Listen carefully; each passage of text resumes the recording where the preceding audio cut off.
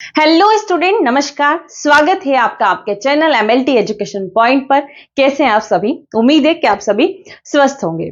तो आज की इस वीडियो में हम जो हमारी महाराजा बैच है, डीएमएलटी, बीएमएलटी और जो भी स्टूडेंट लैब टेक्नीशियन की तैयारी कर रहे हैं, उन सभी के लिए ये महाराजा बैच है, उसका सिलेबस हम डिस्कस करेंगे। कौन कौन से सब्जेक्ट रहेंगे, सिलेबस में कौन कौन से टॉपिक रहेंगे, उसके बारे में बात करेंगे। लेकिन उससे पहले महाराजा बैच से रिलेटेड बहुत सारे स्टूडेंट के कुछ क्वेश्चन थे कि पहला क्वेश्चन तो ये, पहले उसके मैं जवाब दे देती हूँ, उसके बाद हम सिलेबस डिस्कस करेंगे। तो पहला क्वेश्चन स्टूडेंट का आया था कि मैम हम बीएमएलटी कर रहे हैं, तो अब उसका ड्यूरेशन 3 साल का है, कभी कभी 4 साल भी हो जाते हैं, और यहाँ पर महाराजा बैच की वैलिडिटी 2 साल की है। तो उनके लिए क्या है मैम? तो यहाँ पर आप बिल्कुल निश्चिंत हो जाइए, उसकी चिंता आप बिल्कुल मत करिए। आप पहले 2 साल तक पढ़िए, 2 साल तक पूरा सिलेबस जितना भी है हम पढ़ा रहे हैं उसको आप कवर कीजिए। उसके बाद अगर आपको आगे और पढ़ना है तो बिल्कुल मिनिमम प्राइस में फिर से आपकी जो वैलिडिटी है वो 2 साल के लिए बढ़ा दी जाएगी। और अगर आपको फिर कॉम्पिटिटिव एग्जाम की तैयारी करनी है तो फिर से आप 2 साल के लिए इस वैलिडिटी को बढ़ा सकते हैं, बिल्कुल मिनिमम ना के बराबर प्राइस में आपका हो जाएगा। तो उसकी चिंता आप बिल्कुल मत करिए। अब दूसरी यहां पर क्वेश्चन था कि मैम प्राइस कम कर दीजिए। देखो बच्चों, एक बहुत ही गहरी बात बताती हूं आपको कि शिक्षा एक ऐसा इन्वेस्टमेंट है जो आपको लाइफ टाइम रिटर्न देता है। नॉलेज में लगाया गया पैसा कभी भी आपको लॉस नहीं देता है, हमेशा लाइफ टाइम आपको 1000 गुना रिटर्न आपको देता है। इसीलिए इतना सोचिए मत और बैच को जल्दी से जल्दी ज्वाइन कर सकते हैं। और एक और कड़वी बात आपको बताती हूँ, बुरा मत मानिएगा, लेकिन देखो आज अगर आप इन 3-4 हजार के बारे में सोच रहे हैं तो आप जीवन में 10-15 हजार की नौकरी ही करते रह जाएंगे। मैंने भी जब जॉब स्टार्ट करी थी तो मेरी सैलरी 3000 से स्टार्ट हुई थी। तो अगर आपको भी आगे बढ़ना है, कुछ करना है, गवर्नमेंट जॉब पाना है, 40,000 से 50,000 पर मंथ अगर आपको सैलरी लेनी है तो उसके लिए आपको पढ़ना पड़ेगा, मेहनत करनी पड़ेगी। और इन पैसों के बारे में आप मत सोचिए, ये 3-4 हजार रुपए आपको बहुत कुछ दिला सकते हैं। क्योंकि देखो आप सोचिए ना कि इसमें महाराजा बैच जो है उसमें आपको वीडियो लेक्चर प्रोवाइड करवाए जाएंगे डिजिटल, जिनको आप डाउनलोड कर सकते हैं ऐप में। यहाँ पर हिंदी में एक्सप्लेनेशन दिया जाएगा। जो पीडीएफ नोट्स है उनको भी आप डाउनलोड करके प्रिंट निकलवा कर घर पर आराम से पढ़ सकते हैं। जब भी आपको रिवाइज करना है खोल के देखकर आप रिवाइज कर सकते हैं। एमसीक्यू लाइव क्लासेस आपकी चलेगी ताकि आपकी प्रैक्टिस भी हो जाए, उनका पीडीएफ भी आपको मिल जाएगा। और प्रैक्टिस सेट भी प्रोवाइड करवा रहे हैं ताकि जब भी आपका मन करे प्रैक्टिस करनी है तो आप प्रैक्टिस भी कर सकते हैं। तो इतना सब कुछ आपको प्रोवाइड करवाया जा रहा है बिल्कुल मिनिमम प्राइस में। और बच्चों देखो, मैं खुद एक मिडिल क्लास फैमिली से हूं तो मैं इन सारी चीजों को बहुत समझ सकती हूँ। तो मैं कोशिश करती हूँ कि आपको अच्छी क्वालिटी, अच्छा कंटेंट बिल्कुल कम प्राइस में प्रोवाइड करवा सकूं। ओके, तो ये सारी चीजें हैं। अब मैं आपको बता ही देती हूँ कि आप अगर जैसे आपको ज्वाइन करना है तो कैसे करेंगे। तो यहाँ प्ले स्टोर से आप MLT education point app download कर सकते हैं। अगर आप कहीं और से भी हमसे जुड़ना चाहते हैं तो आप टेलीग्राम के माध्यम से जुड़ सकते हैं, इंस्टा के माध्यम से जुड़ सकते हैं, यूट्यूब के माध्यम से जुड़ सकते हैं। अब आपको जो आप MLT education point app download कर लोगे तो वहां पर आपको यहाँ पर दिखेगा मेन में, यहाँ पर ये आपका महाराजा बैच है। बाय नो पर क्लिक करके आप बैच ज्वाइन कर सकते हैं। और अगर आप यहां पर क्लिक करते हैं तो आपको कुछ ऐसा इंटरफेस दिखेगा एप्लीकेशन में। अब वहां पर ओवरव्यू में आपको ये सारी चीजें दिखेगी। अब यहां पर मेन बात आती है कि आपको डिस्क्रिप्शन को अच्छे से पढ़ना है। ये नीचे आपका पूरा डिस्क्रिप्शन है, कितने ईयर की वैलिडिटी है, ये सारी चीजें यहाँ पर डिस्क्रिप्शन में दी गई है कि कौन कौन इस बैच को ज्वाइन कर सकता है। तो पहले इस डिस्क्रिप्शन को अच्छे से पढ़ लें। यहां पर कंटेंट पर क्लिक करेंगे तो कुछ इस तरीके का इंटरफेस दिखेगा। ये हमारा लॉन्चिंग वाला वीडियो है, जैसे यहां पर आपको सिलेबस की पीडीएफ मिल जाएगी। और ये जो वीडियो है सिलेबस डिस्कशन का, वो आपको इसके ऊपर मिल जाएगा। नीचे बाकी के सारे आपके जो सब्जेक्ट हैं वो वाले रहेंगे। तो यहां से आप इस तरीके से बैच को ज्वाइन कर सकते हैं। अब हम चलते हैं हमारे सिलेबस के ऊपर। क्या सिलेबस रहेगा, कौन कौन से सब्जेक्ट रहेंगे उसके ऊपर। देखो स्टूडेंट, कोई भी कोर्स आप करते हैं तो पहले आपको उसके सब्जेक्ट और उसके सिलेबस के बारे में पता होना चाहिए। क्योंकि बहुत सारे क्वेश्चंस आपके यहीं से क्लियर हो जाते हैं, बहुत सारे डाउट, बहुत सारे कंफ्यूजन रहते हैं, तो वो यहां से आपको क्लियर हो जाते हैं कि हमें क्या क्या पढ़ना है, हमारा जो कोर्स है, कौन कौन से सब्जेक्ट हमारे रहेंगे। तो ये सारे सब्जेक्ट आपके महाराजा बैच के अंदर रहेंगे। जो भी स्टूडेंट इस बैच को ज्वाइन करता है तो पहले अपना सिलेबस देखिए। आप चाहे बीएमएलटी के स्टूडेंट हो, डीएमएलटी के स्टूडेंट हो या कॉम्पिटिटिव एग्जाम की तैयारी कर रहे हो, पहले अपना सिलेबस देखिए कि आपका सिलेबस क्या है। फिर इस सिलेबस से मैच करिए। ये जो मैं आज आपको सिलेबस डिस्कस करके बता रही हूं, देखो सिलेबस का बहुत ही जरूरी है सिलेबस समझना आपके लिए। और इसी सिलेबस को आपको आपके टेबल के सामने चिपकाना है, लगाना है और उसको फॉलो भी करना है। ऐसा नहीं है कि बस सिलेबस टेबल पर लगा दिया, उसको फॉलो करना है और बिल्कुल कंसिस्टेंसी से स्टेप वाइज आपको यहां पर चलना है।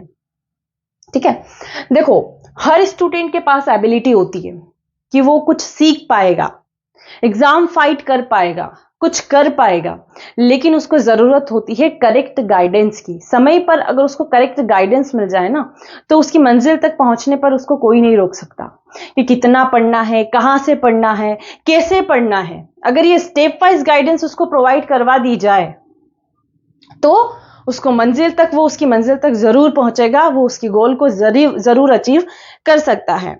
और देखो, एक टीचर आपको केवल गाइडेंस दे सकता है, आपको बता सकता है कि कितना पढ़ना है, कहां से पढ़ना है, कैसे पढ़ना है, दरवाजा खोल सकता है, लेकिन एंट्री तो आपको लेनी पड़ेगी। अब मेहनत आपको करनी है। ओके, अब देखो हमारा सब्जेक्ट के बारे में थोड़ा सा समझ लेते हैं कि कौन कौन से सब्जेक्ट हम पढ़ने वाले हैं महाराजा बैच के अंदर। तो ये टोटल आपके सब्जेक्ट हैं: haemato, blood banking, microbiology, biochemistry, histopathology, cytology, clinical pathology, anatomy and physiology. बिल्कुल बेसिक लेवल से हम स्टार्ट करेंगे और एडवांस लेवल तक पढ़ेंगे। जीरो से स्टार्ट करेंगे और हीरो बनकर ही मानेंगे। ठीक है, देखो पहला सब्जेक्ट आता है हमारा हेमेटोलॉजी। सबसे पहले आप हेमेटोलॉजी के बारे में पढ़ेंगे, क्योंकि देख मतलब मोस्ट ऑफ स्टूडेंट को हेमेटोलॉजी थोड़ा इजी सब्जेक्ट लगता है, इंटरेस्टिंग भी है और इजी भी है। पहले आपको थोड़ा सा हल्का निवाला दिया जाएगा, पहले आपको सलाद खिलाई जाएगी, उसके बाद फिर आपको थोड़ा सा भारी खाना खिलाया जाएगा। ओके, तो हेमेटोलॉजी के बाद हम ब्लड बैंकिंग, इस तरीके से सीक्वेंस वाइज चलेंगे। अब देखो microbiology and all branches. Microbiology के अंदर आपकी और भी बहुत सारी ब्रांचेस है, जैसे कि bacteriology, parasitology, virology, mycology, serology, immunology, ये सारे आपके माइक्रोबायोलॉजी की ब्रांचेस के अंदर आते हैं। उन सभी के बारे में भी हम पढ़ेंगे। जैसे बैक्टीरियोलॉजी के अंदर बहुत सारे बैक्टीरिया आते हैं, पैरासाइटोलॉजी के अंदर पैरासाइट्स आते हैं, तो वो भी हमें पढ़ना होता है, एग्जाम में उनमें से भी पूछा जाता है। ओके, अब बायोकेमिस्ट्री में क्या क्या पढ़ना है: histopatho, cyto, clinical pathology, anatomy and physiology, ये सारे सब्जेक्ट आपके रहेंगे। इन सारे सब्जेक्ट का जो डिटेल सिलेबस है उसके बारे में एक बार मैं आपको बता देती हूँ। ठीक है, तो हम सबसे पहले हेमेटोलॉजी से शुरुआत करेंगे। अगर आप तरीके से करेंगे तो सब संभव है। और कभी भी आप ये मत सोचिए कि मतलब वैकेंसी आने पर या फिर एग्जाम का नोटिफिकेशन आने पर फिर तैयारी शुरू करेंगे। आप आज से ही तैयारी शुरू कर दीजिए। कभी भी वैकेंसी आने पर आप तैयारी शुरू करते हैं तो आपको देखो कितना स्ट्रेस रहता है, कैसे करेंगे, बहुत सारे माइंड पर उस वक्त बहुत ज्यादा प्रेशर आ जाता है। तो अगर आप सोचो कि आपने पहले से सारा तैयारी कर रखी, पहले से आपकी पूरी प्रिपरेशन है, एग्जाम का वैकेंसी का नोटिफिकेशन आया, अब बस आपको रिवाइज करना है, तो आप कितना रिलैक्स रहेंगे और फिर आपको सिलेक्शन लेने से कोई नहीं रोक सकता। तो हमेशा वैकेंसी या एग्जाम आने से पहले तैयारी शुरू कर दीजिए। तो मैं तो कह रही हूं कि आज और अभी से आप तैयारी शुरू कर दीजिए। आपका ये समय है, इसको बिगाड़िए मत, बहुत ही कीमती है ये समय। तो शुरुआत हम हेमेटोलॉजी से करेंगे। आपको कौन कौन से टॉपिक पढ़ने हैं उनके बारे में बात करेंगे। बिल्कुल बेसिक लेवल से एडवांस लेवल तक पढ़ेंगे, हर टॉपिक को अच्छे से पढ़ेंगे, हर एक कॉन्सेप्ट आपका क्लियर करेंगे। देखिए जैसे कि हेमेटोलॉजी में हम सबसे पहले उसके इंट्रोडक्शन के बारे में समझेंगे। कोई सा भी सब्जेक्ट पढ़ने से पहले उसका इंट्रोडक्शन समझा जाता है कि हेमेटोलॉजी क्या है, इसके अंदर हम क्या पढ़ते हैं, माइक्रोबायोलॉजी क्या है, एनाटॉमी एंड फिजियोलॉजी क्या है। तो पहले हेमेटोलॉजी के बारे में समझेंगे। फिर आपकी इसमें आती है सबसे मेन टॉपिक, सबसे इंपॉर्टेंट, वो है ब्लड। देखो ब्लड जो है ना, वो आपके सब्जेक्ट की, सभी सब्जेक्ट की एबीसीडी है। क्योंकि जितने भी टेस्ट हम पढ़ते हैं वो सभी जैसे सीरम से लगना, प्लाज्मा से लगना, ब्लड से लगना, तो आपको पहले ब्लड के बारे में पता होना चाहिए। ब्लड में कौन कौन से सेल्स होती है, प्लाज्मा क्या होता है, प्लाज्मा प्रोटीन्स क्या होते हैं, ब्लड का कंपोजिशन, फंक्शंस, ये सारी चीजें पढ़ेंगे। फिर ब्लड कलेक्शन कैसे किया जाता है, आप लैब में ब्लड कलेक्ट करते हैं तो कैसे ब्लड कलेक्शन किया जाता है, कौन कौन सी मेथड से हम ब्लड कलेक्ट करते हैं, ये भी हमारे लिए समझना जरूरी है। ओके, अब एंटीकोगुलेंट्स क्या होते हैं, जो हम लैब में डिफरेंट डिफरेंट टाइप्स की ट्यूब यूज करते हैं, वाइल्स जिसके अंदर हम ब्लड कलेक्ट करते हैं, तो उनके अंदर जो एंटीकोगुलेंट होता है उसके बारे में समझेंगे। फिर ब्लड सेल्स जो हम पढ़ेंगे, आरबीसी, डब्ल्यूबीसी, प्लेटलेट्स, इनका फॉर्मेशन, निर्माण कैसे होता है, कहां से होता है, ये सारी चीजें भी पढ़ेंगे। हीमोग्लोबिन, अब आपको ये लग रहा होगा कि मैम सिलेबस क्यों बता रहे हैं, सिलेबस की बेटा मैं आपको पीडीएफ दे रही हूँ, पीडीएफ तो आपको रीड करनी ही है, लेकिन जैसा कि मैंने बताया कि कोर्स करने से पहले उसका सिलेबस का हर एक टॉपिक आपको मुंह पर याद हो जाना चाहिए कि कौन कौन सा टॉपिक हम इसमें पढ़ेंगे। Okay, haemoglobin, types, structure, synthesis and डिग्रेडेशंस, कौन कौन सी मेथड से हीमोग्लोबिन करते हैं, ये सारा आपको पढ़ाया जाएगा हेमेटोलॉजी के अंदर। ओके, अब आगे बढ़ते हैं। कोएगुलेशन यानी कि जो ब्लड क्लॉट होता है उसकी क्या क्या प्रोसेस होती है, कौन कौन से कोएगुलेशन फैक्टर होते हैं, ये सारी चीजें पढ़ेंगे। Bleeding time, clotting time, prothrombin time, APTT, D dimer test, ये सारा आपका कोएगुलेशन के अंदर कवर होता है।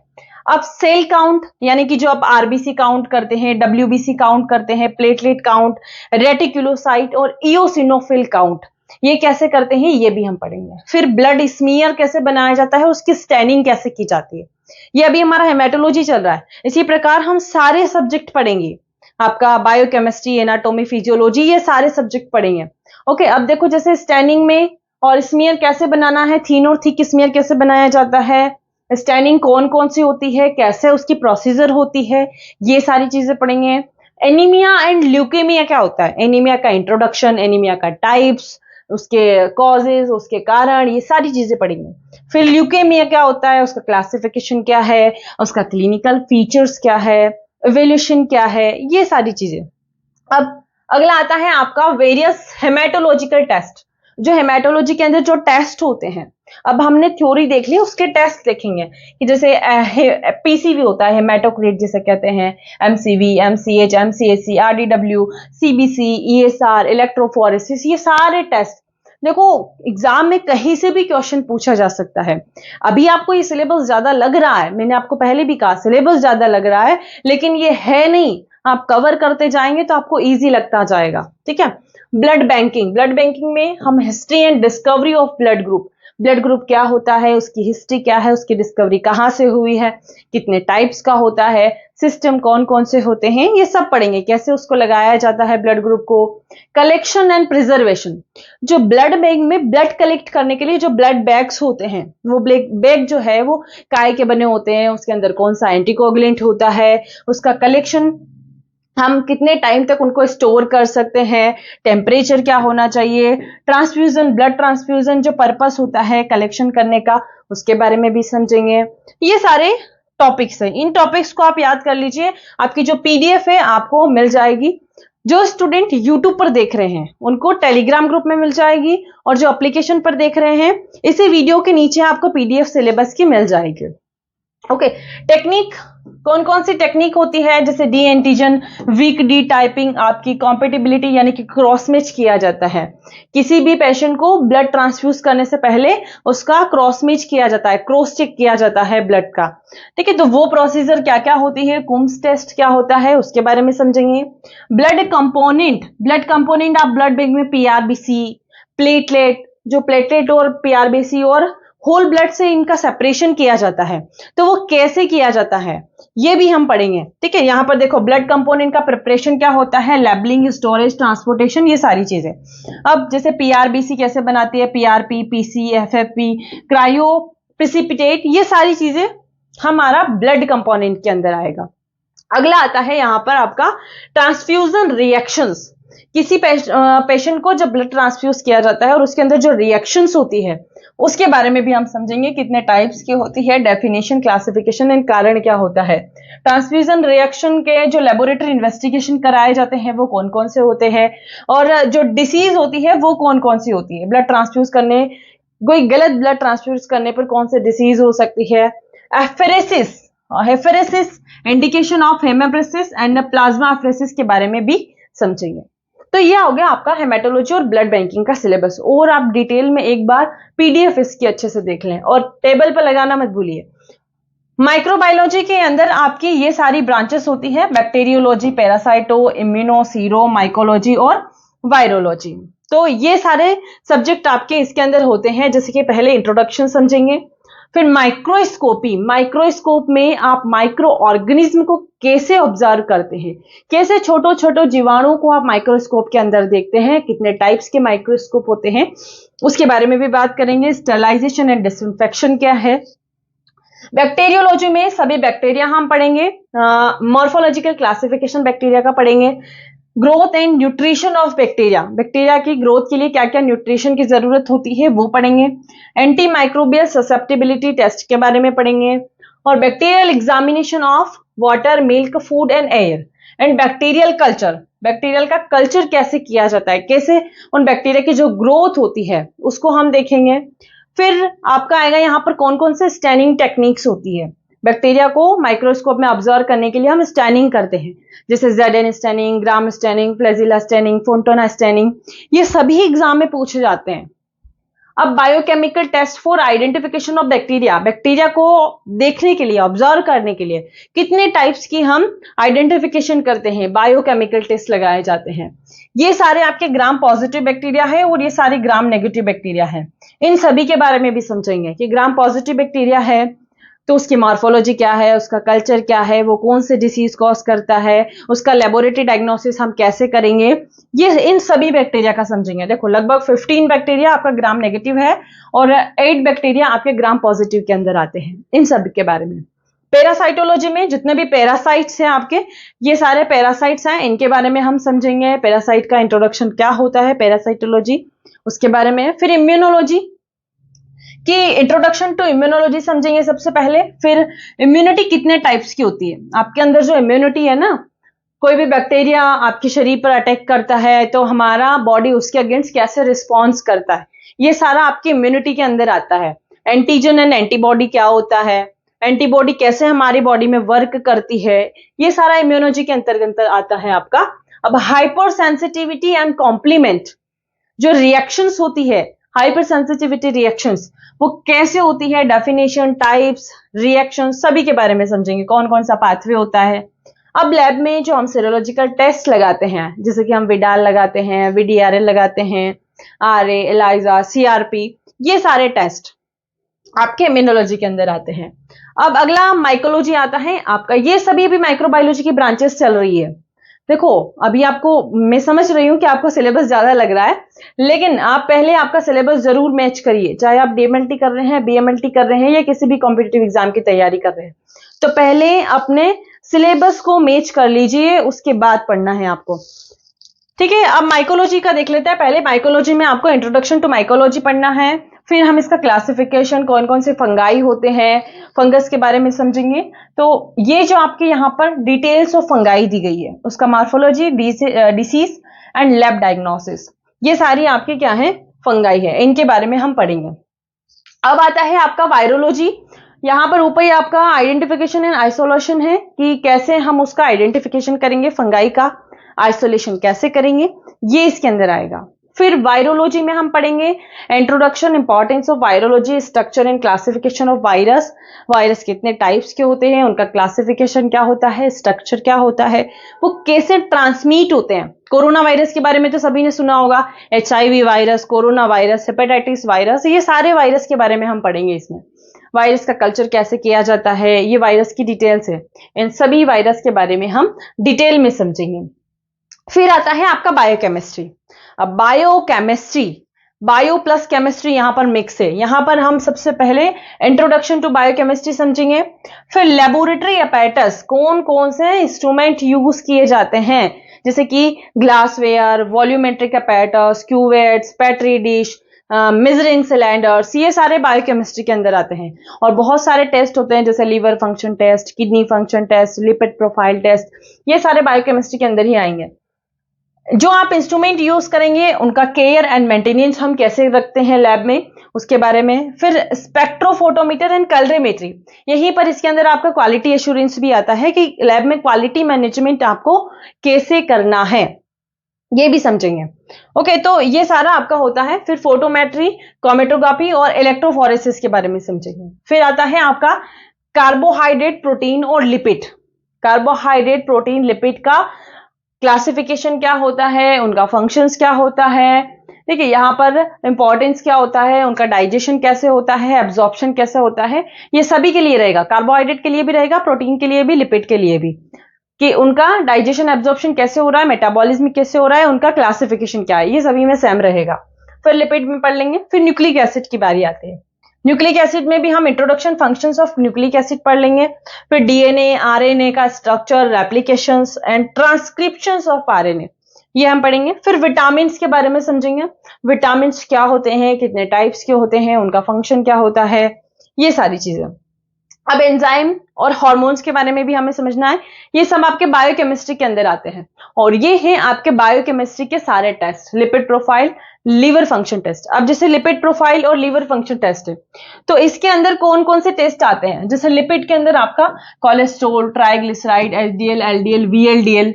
और लीवर फंक्शन टेस्ट के अंदर SGOT, SGPT, alkaline phosphate, albumin, globulin, bilirubin. इसी प्रकार जैसे रीनल फंक्शन टेस्ट यानी कि किडनी फंक्शन टेस्ट, तो इनके अंदर कौन कौन से टेस्ट आते हैं, ये सारे हम डिटेल्स में पढ़ेंगे, एक एक करके हर एक कॉन्सेप्ट को क्लियर किया जाएगा, अच्छे से समझेंगे और जैसे जैसे पढ़ते जाएंगे वैसे वैसे हमें मजा आता जाएगा। हिस्टोपैथोलॉजी, हिस्टोपैथोलॉजी में सबसे पहले इंट्रोडक्शन समझेंगे। फिर आपका आएगा यहाँ पर माइक्रोस्कोपी, जो माइक्रोस्कोप यूज किया जाता है उनका मेंटेनेंस कैसे करते हैं।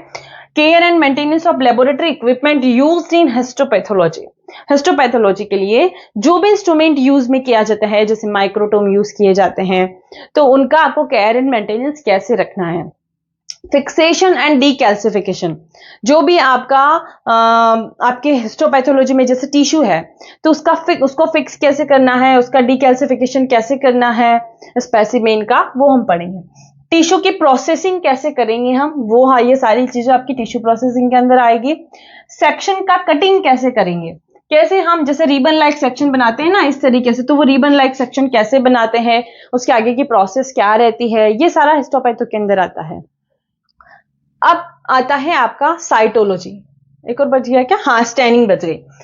ठीक है, हमने ये सारी प्रोसीजर कर लिया, टिश्यू प्रोसेसिंग, उसके बाद उसके स्टैनिंग कैसे की जाती है, उसको माइक्रोस्कोप में ऑब्जर्व भी तो करना पड़ेगा, उसके लिए उसको स्टैन करना पड़ेगा। तो हिस्टोपैथो में कौन सी स्टैनिंग, अब देखो एक मेन आपने टॉपिक पढ़ा होगा स्टैनिंग। स्टैनिंग आपके हेमेटो में भी आया है, कैसे हम स्टैनिंग करके जो सेल है उनका काउंट करते हैं, उनको ऑब्जर्व करते हैं। अब माइक्रो के अंदर आया कि कौन कौन से स्टैनिंग यूज की जाती है बैक्टीरिया के आइडेंटिफिकेशन के लिए। अब यहां पर आया है कि कौन कौन से स्टैनिंग यूज की जाती है आपके जो टिश्यू है, जो स्पेसिमेन है, उनको देखने के लिए। अब माउंटिंग भी करनी पड़ती है इसमें, उसके बाद फिर हम माइक्रोस्कोपी में आते हैं। अब आता है आपका साइटोलॉजी। अब देखो इस तरीके से अगर आप सिलेबस को पढ़ेंगे ना, एक बार, दो बार, तीन बार इस तरीके से रीड करेंगे तो ये सारे टॉपिक आपको याद हो जाएंगे। और टॉपिक याद हो गए ना तो जैसे जैसे हम पढ़ते जाएंगे हमको चीजें समझ में आती जाएगी। अब साइटोलॉजी में आपको क्या पढ़ना है, introduction, definition and branches of cytopathology. फिर यहाँ पर हम एफएनएसी करते हैं ना, फाइन नीडल एस्पायरेशन साइटोलॉजी, तो वो कैसे किया जाता है। फिर इक्विपमेंट कौन कौन से यूज किए जाते हैं एफएनएसी के प्रोसीजर के लिए। एक्सपोलिटिव साइटोलॉजी क्या होता है, स्मेयर प्रिपरेशन कैसे किया जाता है।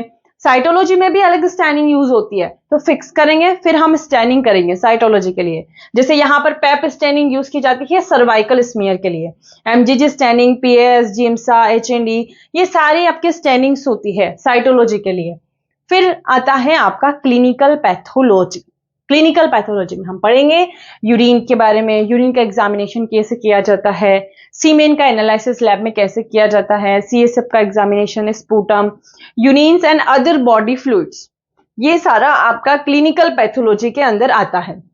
इन सभी के बारे में भी हम पढ़ेंगे कि यूरिन का स्पेसिमेन कितने टाइम तक रखना चाहिए, कितने टाइम बाद हमें कलेक्शन कैसे करवाना चाहिए, प्रिजर्वेशन कैसे करना है, ये सारी चीजें हम समझेंगे। फिर एनाटॉमी एंड फिजियोलॉजी आता है। तो एनाटॉमी एंड फिजियोलॉजी में हमें क्या पढ़ना है कि एनाटॉमी एंड फिजियोलॉजी का पहले तो इंट्रोडक्शन समझेंगे, फिर आएंगे हम हमारे सेल के ऊपर, टिश्यू के ऊपर, जो भी हमारे सिस्टम है। देखो सेल से मिलकर टिश्यू बनता है, टिश्यू से मिलकर फिर ऑर्गन। तो पहले सेल, फिर टिश्यू, फिर ऑर्गन सिस्टम के बारे में समझेंगे। इस प्रकार से एक ह्यूमन बॉडी बनती है। तो इसमें हमें पहले सेल, टिश्यू, ये सारी चीजें समझनी पड़ती है। तो यहां पर हम इन सभी के बारे में समझेंगे। जितने भी सिस्टम है आपका, skeletal system, digestive system, respiratory system, circulatory system, इन सब के बारे में पढ़ेंगे। अब सिस्टम के बारे में तो हम कब से पढ़ते आ रहे हैं, लेकिन यहाँ पर कुछ चीजें अलग हो जाती है, थोड़ा सा डिटेल में दी जाती है। जैसे हम 12th में भी पढ़ते हैं, 11th में भी पढ़ते हैं, जो बायो वाले स्टूडेंट होते हैं, तो वो सिस्टम तो हम कब से पढ़ते आ रहे हैं, लेकिन यहाँ पर थोड़ा सा हम डिटेल में समझेंगे। यहाँ पर चीजें थोड़ी सी चेंज हो जाती है। जैसे स्केलेटल और muscular system, nervous system, sense organ, circulatory system, lymphatic organs और respiratory system, digestive system, genital system, urinary system and endocrine system, ये सारे सिस्टम्स होते हैं आपके एनाटॉमी एंड फिजियोलॉजी के अंदर। ये हो गया हमारा पूरा सिलेबस डिस्कशन। आई होप आपको सिलेबस डिस्कशन अच्छे से समझ में आया होगा। अब देखो एक बात और मैं यहाँ पर आपको बता देती हूँ कि इसके अलावा ये जो सिलेबस डिस्कशन मैंने किया है, और जो स्टूडेंट कॉम्पिटिटिव एग्जाम की तैयारी कर रहे हैं, तो इस सिलेबस के अलावा बहुत सारे एग्जाम्स में आजकल जो नॉन टेक्निकल पार्ट है वो भी पूछने लग गए हैं। जैसे कि यहाँ पर 70 नंबर का आपका सिलेबस में से पूछा जाएगा। अब 70 की जगह आपका 75 भी हो सकता है। वो जो वैकेंसी का नोटिफिकेशन आता है उसमें आपको बता दिया जाता है। और जैसे मान लो यहाँ पर 30 नंबर का आपका जो नॉन टेक्निकल पार्ट है उसमें से पूछा जाता है। नॉन टेक्निकल पार्ट में जैसे कि हिंदी, इंग्लिश, लेकिन देखो बहुत ही इजी, ज्यादा आपको पीएससी लेवल का नहीं पूछा जाता है, इजी ही पूछा जाता है। और हिंदी इंग्लिश में से जैसे आपका व्याकरण में से पूछ लिया जाएगा, ठीक है। जनरल नॉलेज पूछा जाता है, लेकिन जनरल नॉलेज अब तो अथाह है, सभी को हम पढ़ नहीं सकते हैं, और अगर उसके जितना ज्यादा अंदर जाएंगे उतना ही ज्यादा वहां पर आप उलझते जाएंगे। तो इस पर आप फोकस मत कीजिए, जनरल नॉलेज पर। बाकी देखो हिंदी, इंग्लिश, रीजनिंग, इन सभी की प्रैक्टिस आप साथ साथ में थोड़ी थोड़ी करते रहिए। अगर आप कॉम्पिटिटिव एग्जाम की तैयारी कर रहे हैं, अभी आप बीएमएलटी डीएमएलटी कर रहे हैं, तब तो पहले आप पूरा सिलेबस पढ़िए। जब कॉम्पिटिटिव एग्जाम की तैयारी करेंगे तब आप इस पर बात करना। बाकी ये जो 30 नंबर है ये भी आपके लिए इंपॉर्टेंट है, लेकिन सबसे ज्यादा इंपॉर्टेंट है तो वो है आपका 70 नंबर का यह सिलेबस, जो कि अभी मैंने आपको बताया। बस आप इसको पूरा का पूरा कवर कर लीजिए, इस पर फोकस कीजिए। मैं कह रही हूं कि आपको आपकी मंजिल तक पहुंचने से कोई नहीं रोक सकता। आप जरूर सिलेक्शन ले सकते हैं अगर आपने इस पर कांस्टेंट एफर्ट से, कंसिस्टेंसी से तैयारी करी। देखो कंसिस्टेंसी बहुत इंपॉर्टेंट होती है। आप अगर पढ़ रहे हैं, ऐसे टाइम पास कर रहे हैं, थोड़ी देर पढ़ रहे हैं, थोड़ी देर उठ रहे हैं, दोस्तों के साथ घूमने चले गए, आपका शेड्यूल बनाइए, पहले आपका टाइम फिक्स करिए। और पढ़ने का एक तरीका होता है कि आपको पहले क्या करना है, आपको पहले कंसेप्ट को क्लियर करना है, टॉपिक को अच्छे से पढ़ना है। टॉपिक को पढ़ने के बाद आप फिर क्या करेंगे, उसके एमसीक्यू लगाएंगे, एमसीक्यू लगाएंगे। फिर आपको अगर बहुत टाइम हो गया है तो उसका रिवीजन भी करना है। देखो सब भूलता है, हर व्यक्ति भूलता है, तो उसका रिवाइज बहुत जरूरी है, उसकी प्रैक्टिस बहुत जरूरी है। तो एमसीक्यू प्रैक्टिस भी करिए और आप उसका साथ साथ रिवीजन भी करते जाइए, फिट हो जाएगा दिमाग में सारी चीजें, ठीक है। तो यहां पर इन 30 नंबर पर भी आप थोड़ा सा फोकस कर लेना। कॉम्पिटिटिव एग्जाम की तैयारी कर रहे हैं तो थोड़ा सा Hindi, English, reasoning, maths, superficial, ज्यादा डिटेल में नहीं जाना है, पीएससी लेवल का नहीं पूछेंगे, सुपरफिशियली आपको पढ़ना है इनके बारे में। और साथ साथ हम थोड़ी सी गाइडेंस भी देते जाएंगे कि किस तरीके से आपको पढ़ना है, बीच बीच में हम बातें करते रहेंगे। और भी ऐसे बहुत सारे मेन इंपॉर्टेंट पॉइंट आएंगे तो हम क्लास के ड्यूरिंग उसके बारे में डिस्कस करेंगे। तो आई होप सिलेबस डिस्कशन आपको अच्छे से समझ में आया होगा। मिलते हैं अगली क्लास में अगला टॉपिक के साथ। Thank you.